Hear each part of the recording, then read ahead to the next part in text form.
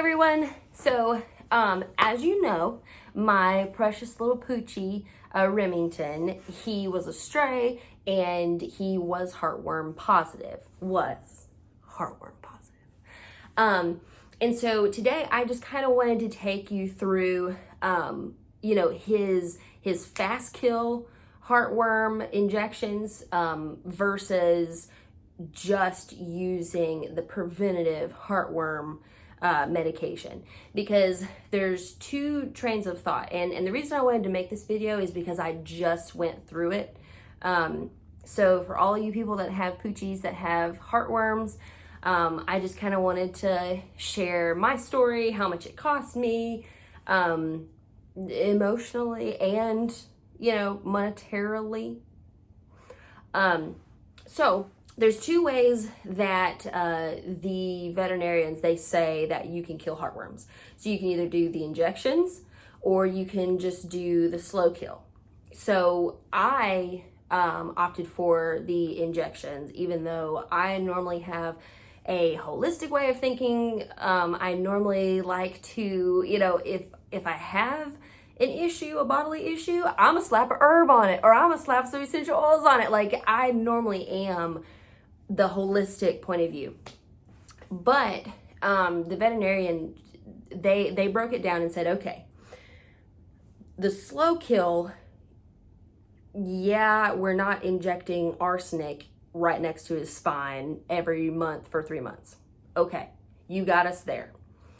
But what would be more damaging than the arsenic is these heartworms that are alive and well, and they're inside of his heart, and they're doing damage to his other organs, and it could take 3 or 4 years for the preventative to actually kill the heartworms, and by that time, they've already almost killed your dog.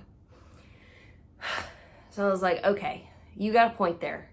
Versus the injections, there's 3 injections, and like I said, it's arsenic is what they told me, and it goes straight to the spine. They have to put him through a little bit of anesthesia every single injection because it's such a painful injection. So that being said, though, it's a matter of 3 months, 4 months before the heartworms are completely out of his system and he can test negative. So I thought, okay, I think I'm going to take the risk here, and I'm just going to do the injections, because I don't want him living 4 or 5 years with heartworms only to die of the heartworms, and versus dying of the arsenic, which they've proven is safe. At least that's what they told me. So I was like, okay, we will do the injections. How much are the injections? I don't know if you guys can see this. This is my sheet of all the things that he needed to do for the heartworms. And down here, is it backwards? I hope it's not backwards. Let's see. Where does it say it? Okay, so right here is my estimated total. So $1,400. I've heard people that have dogs that have parvo, it's, I think, $2,500. And so, yeah, that was really expensive. But it needed to be done. And me and my husband, by the grace of God, we had already saved up that money to get a German Shepherd. So we just ended up taking that money and using it on his heartworms. So I would like to say, and I'm just being truthful with you guys, I would like to say that it was only $1,400, but every single time I went, they either said that they needed to give him more pain medication, that they needed to give him a stronger dose, that they needed to do something. And so it ended up being $140 extra every single time I went.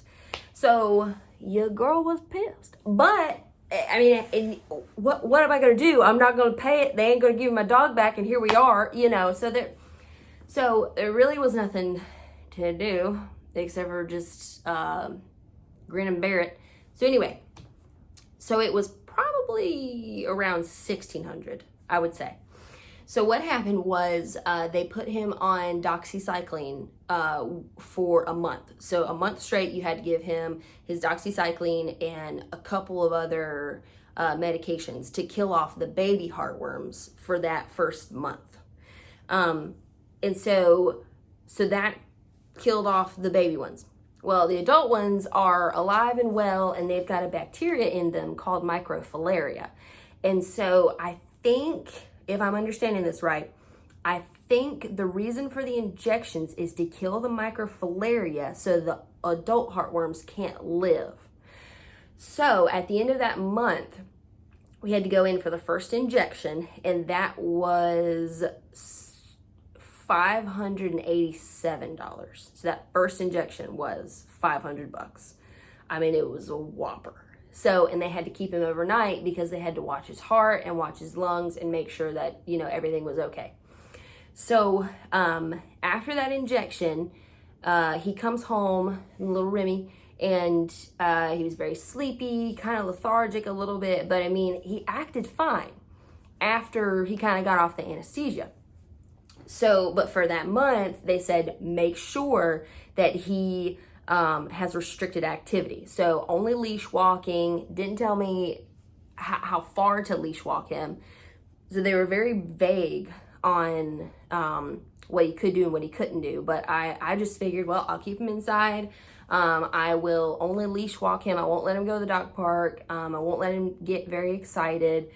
And we'll just hope that that's enough because I don't have a clear guideline.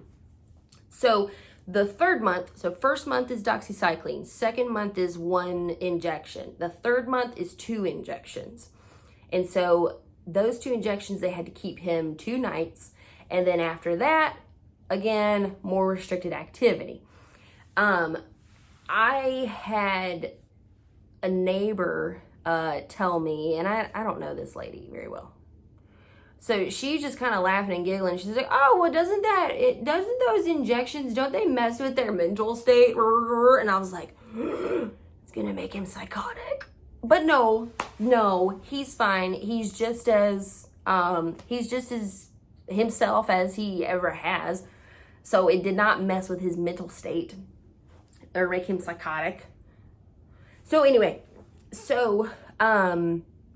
okay, so it's August now, and I started all this back in June. So they said that after 3 more weeks, so August 21st, is when I can officially let him off of restricted activity.